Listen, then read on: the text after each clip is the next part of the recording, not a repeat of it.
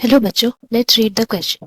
तो इस क्वेश्चन में हमें बोला गया है कि कौन सा ऐसा फूड चेन है which food chain is directly dependent upon the solar radiation. Solar radiation में कौन सा फूड चेन डायरेक्टली डिपेंडेंट है। ऑप्शन हमें यहाँ दिए गए हैं, A grazing, B detritus, C parasitic और डी में है both A and C. Now इस क्वेश्चन की अगर हम की कॉन्सेप्ट के बारे में बात करें देन यहाँ हमारा की कॉन्सेप्ट हो जाएगा energy flow. So energy flow की हम अगर बात करते हैं देन सबसे पहले हम लोग को ये जानना है कि इसमें जो हमारा सन है, सन को हम लोग मान सकते हैं as the major source of energy for all the living organisms and यहाँ जितने भी इकोसिस्टम्स है हमारे अर्थ में except for deep sea hydrothermal जो इकोसिस्टम है उसको छोड़ के बाकी सब जगह हम लोग बोल सकते हैं sun is the major source of energy.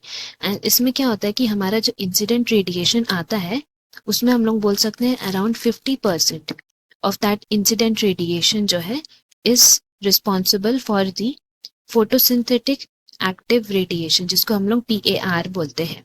Now ये जो 50% जो फोटोसिंथेटिकली एक्टिव रेडिएशन है उसमें प्लांट्स कितना कंज्यूम करता है देन वी कैन से इसमें से only 2% of PAR is used by plants and यही 2% एनर्जी यूज करके ही इतना डाइवर्स हमारा जो प्लांट्स का डाइवर्सिटी है वो पूरा बनता है। सो हम लोग बोल सकते हैं कि इसी के थ्रू ही हमारा फूड चेन भी शुरू होता है। एंड फूड चेन जो है वो बेसिकली 2 टाइप्स का है।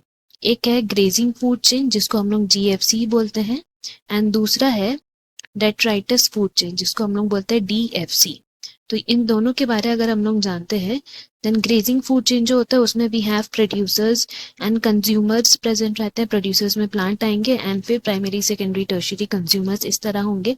वेयर एज अगर हम डेट्राइटस की बात करें तो इसमें डिकम्पोजर्स प्रेजेंट रहते हैं जो डिकम्पोजिशन का प्रोसेस करते हैं with that of the dead plants and animals. जो भी डेड मटेरियल ऑर्गेनिक मैटर है उनको इनऑर्गेनिक में कन्वर्ट करते हैं। तो ये 2 तरह का प्रोसेस हुआ। नाउ हम लोग बोल सकते हैं कि प्लांट्स जो है they also absorb energy from sunlight as a producers and transfer energy to primary and secondary consumers जिसको हम लोग बोल सकते हैं कि ये इस वजह से क्या होता है देयर इज यूनिडायरेक्शनल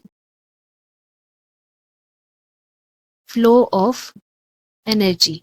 ये फ्लो ऑफ एनर्जी यूनिडायरेक्शनल है क्योंकि प्लांट्स के थ्रू आता है ये एनर्जी, प्लांट्स ये एनर्जी बनाते हैं एंड देन फिर वो प्राइमरी टू सेकेंडरी कंज्यूमर्स में पास आउट होते जाते हैं।